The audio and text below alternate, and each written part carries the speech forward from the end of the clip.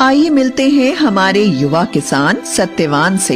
शहर से पढ़कर आया ये नौजवान वैज्ञानिक तरीकों से खेती करता है और भरपूर फसल उगाता है। मिट्टी से सोना उपजाता, सारे जग की भूख मिटाता। अब किसान हो गया ताकतवर, टेक्नोलॉजी आई है घर घर। और ये है सत्यवान का पड़ोसी किसान किशन लाल।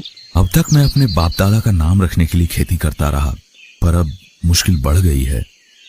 गांव वाले कुछ भी कहें, इज्जत से खाली पेट नहीं भरता। ये खेत बेचकर शहर चला जाता हूं, कोई न कोई काम मिल ही जाएगा। रामू और हरिया भी तो वही हैं। अरे यहां मेरी फसल मर रही है और ये सत्या खुशहाली के गीत गा रहा है। हर बार शहर से अच्छे खाद बीज ले आता है। जरूर इसके पास बहुत पैसा है। लगता है इस गांव में यही है जो मेरी जमीन खरीद सकता है। सत्या भाई, तुम किस्मत वाले हो। तुम्हारे हाथ लगते ही बंजर खेत लहलहा उठते हैं। मेरी तकदीर में तो खेती से कमाई करना ही नहीं लिखा। आमदनी अट्ठन्नी, खर्चा रुपया।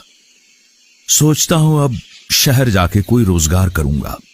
अरे भैया, ऐसे हिम्मत मत हारो। अब मैंने फैसला कर लिया है, बस ये पुश्तैनी खेत कोई भला मानुस ले ले। सत्या भाई, क्यों ना तुम ही मेरी चिंता दूर कर देते। तुम्हारे खेत से लगता हुआ ही है, इसे मिलाकर अपना खेत बड़ा कर लो। सत्यवान ने कुछ सोचकर किशन लाल की 3 एकड़ जमीन 5 लाख रुपए में खरीद ली और किशन लाल ने शहर का रुख किया।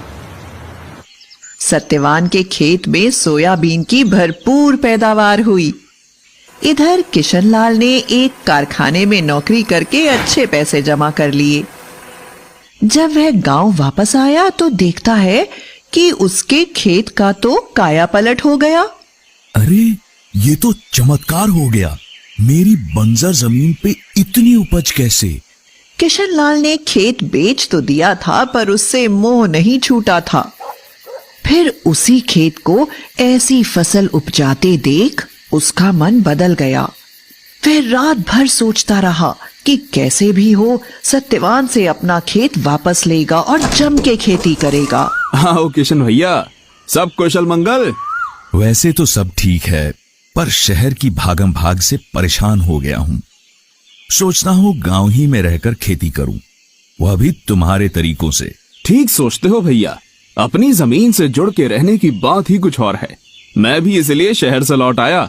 सत्या भाई, मैं अपना खेत वापस लेना चाहता हूं, क्या कहते हो?